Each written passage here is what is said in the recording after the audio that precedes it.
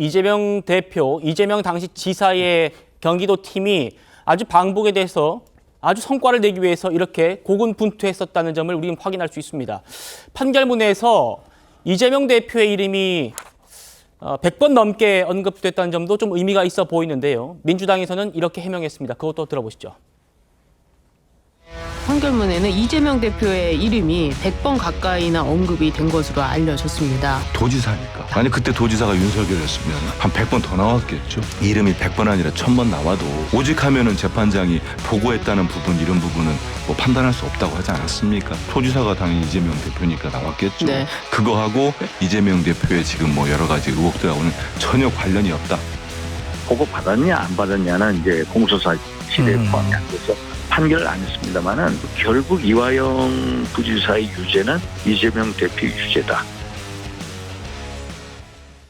이현정 의원님. 네. 그러니까 이화영의 유죄는 이재명의 유죄로 될 가능성이 크다. 이게 이화영 씨 변호인들이 얘기했는데 실제로 그렇게 나오고 판결문에 이재명이라는 이름이 100번 넘게 나오니까 이제는 별로 의미 없다. 이렇게 좀 평가절하하는 것 같습니다.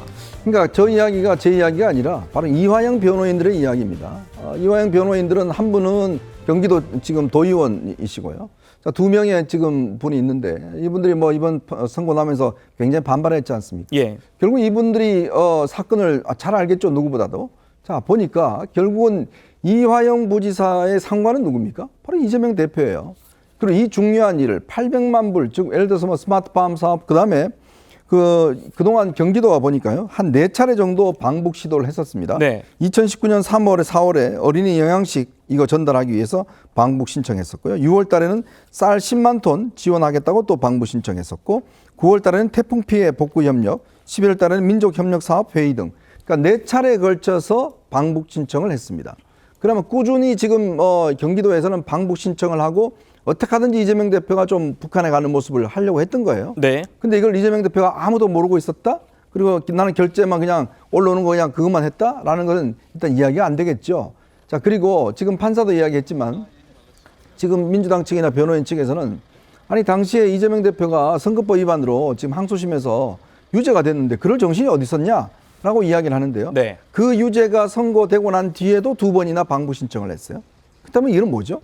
그러니까 결국은 아까 판사도 친진우 판사가 이야기했지만 대법원에 가서 뒤집어칠 가능성이 있다라는 그런 상황에서 추진했기 때문에 이재명 대표가 아무 정신이 없었다라는 건 말이 안 된다는 것이고, 자, 지금 이야기하듯이 결국은 이재명 대표가 끊임없이 방북을 추진하는 과정에서 예. 결국 이게 이제 경기도가 뭔가 좀 의회가 지원을 해주고 돈을 해줬으면 모르겠는데 당시에 대북 제재가 있었고, 자, 그러다 보니 결국은 이제 우회로를 통해서 하다 보니까 이런 사단이 난 거고, 사실은요 이게 거의 성사가 될 뻔했습니다. 근데 왜 못 됐느냐? 2020년 들어서면서 코로나가 생겼잖아요. 예. 그러면서 북한이 모든 문을 다 닫아버렸어요. 그러면서 결국 이재명 대표의 방북이 다 무산이 된 겁니다. 그러니까 결국 돈만 주고 결국은 못 가게 되는 이러한 상황이 돼버린 거죠. 예. 당시에 경기도 이재명 대표 측이 방북을 추진했던 그 상황, 그리고 쌍방울이 개입될 수밖에 없었던 상황, 그 동기들에 대해서 저희가 지금 설명드리고 있는 겁니다. 재판부는요, 앞서 잠깐 그래픽 보셨습니다만 방북 비용이 북측으로 흘러간 시점을 전후해서 이재명의 그 방북을 요청하는 경기도 공문들이 이렇게 여러 번 발송된 것도 경기도가 방북을 추진했던 그 모습 정황으로 적시를 했습니다. 신정현 의원님, 네. 결국 검찰은요, 이 방북 당사자이자 최종 결재권자인 이재명 대표가 본인의 방북 추진을 몰랐을 리 없다. 이렇게 지금 보고 공소장에 적시를 한 겁니다. 예. 저는 이렇게 생각해요. 2018년 그의 임기가 시작된 직후부터 이미 대선 플랜은 가동된 겁니다. 2018년, 19년 아마도 전국 지자체 유례가 없는 남북 교류협력 기금이 100억 대 이상으로 증액이 돼요.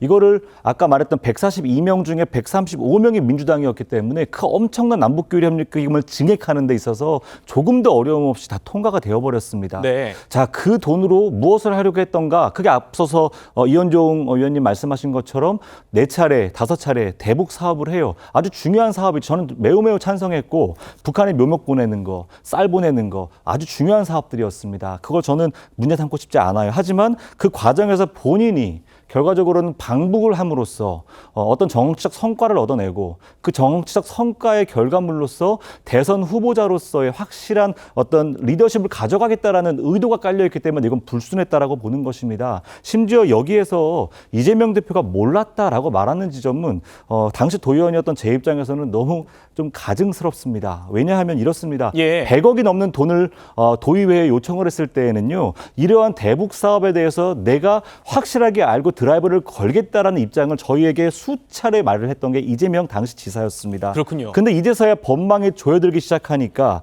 이제는 이러한 일들이 마치 남북관계 협력 사업에 있어서 잘못은 나에게 없고 성과만 나에게 있었어야 된다라는 식의 이야기입니다. 저는 이때 당시에 뭐라고 당시 비판을 했었냐면요. 숟가락을 얻는 곳에는 이재명이 있고 책임을 져야 되는 곳에 이재명은 없다. 이런 비판을 했던 기억이 납니다. 예.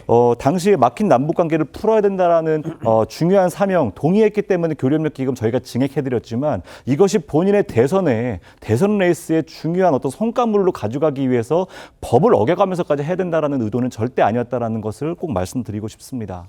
나는 몰랐다는 이재명 당시 지사의 얘기는 당시 경기도의원이었던 내 입장에서는 가증스럽다라는 그런 신정현 위원님의 말씀을 들을 수 있었습니다.